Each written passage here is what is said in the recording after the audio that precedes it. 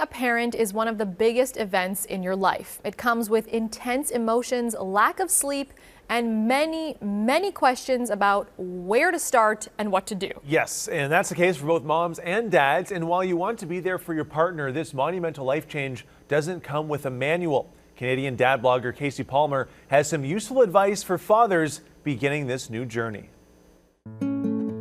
It's a experience that will change your world in so many ways you don't even know yet.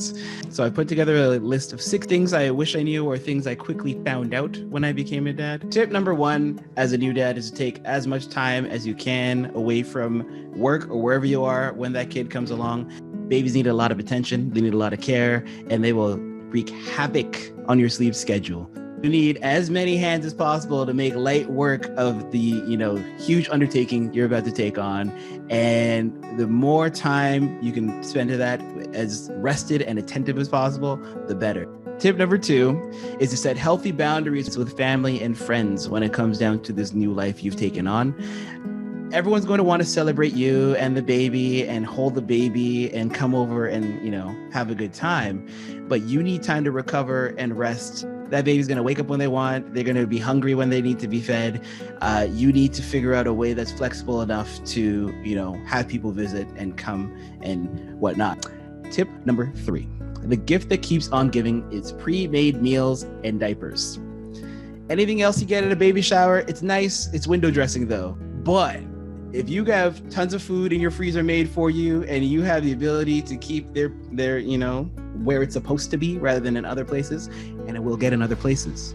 But the more you can prevent that, the better. So diapers, lots of them, tons. Tip number 4 is you need to be super supportive as a partner in what is easily one of the most trying times. More often than not at these times is just being there and giving a listening ear, because pregnancy wreaks havoc on the body. It wreaks havoc on emotions and everything. You want to make sure that you are understanding and not just trying to solve things or give solutions that are unwarranted and unneeded.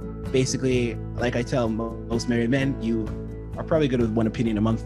That's all you need. You don't need any more than that.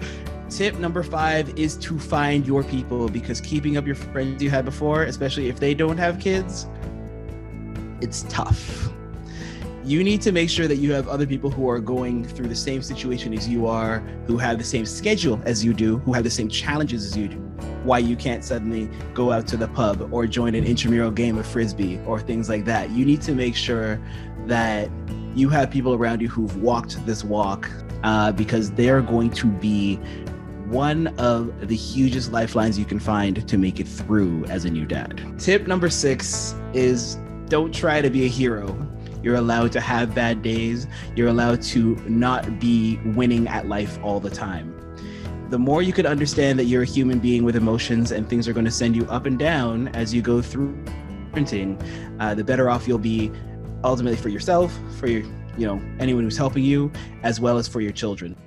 Okay, Mike, as our resident new dad, Yes. Which one of his tips really resonated with you? Well, they're all fantastic, but the 2 that really resonated during the pandemic, you don't really have to worry about having unwanted guests. You don't have to worry about setting the boundaries, because we're at the point now where we just want people to be able to come into the house. We just want the extra help, because it is so difficult raising a newborn. And I mean, they say it takes a village, and that's generally what most people have that experience. They have all the help kind of coming in. So it'd be nice to have that once again. And Same thing with keep in touch with your friends who don't have kids. We can't do that really anyway. True. So, but the big thing for me was the expectations, tempering expectations in terms of how much I like to exercise or play tennis or golf and stuff. I'm not trying to get better at anything. I'm just trying to maintain. Right. You're not trying to be a hero. Exactly. That was one of my favorite ones. Everything in moderation. Don't be too hard on yourself. Yeah. There's a lot going on. And that has really helped, just kind of switching my thinking to hey, just do what you can.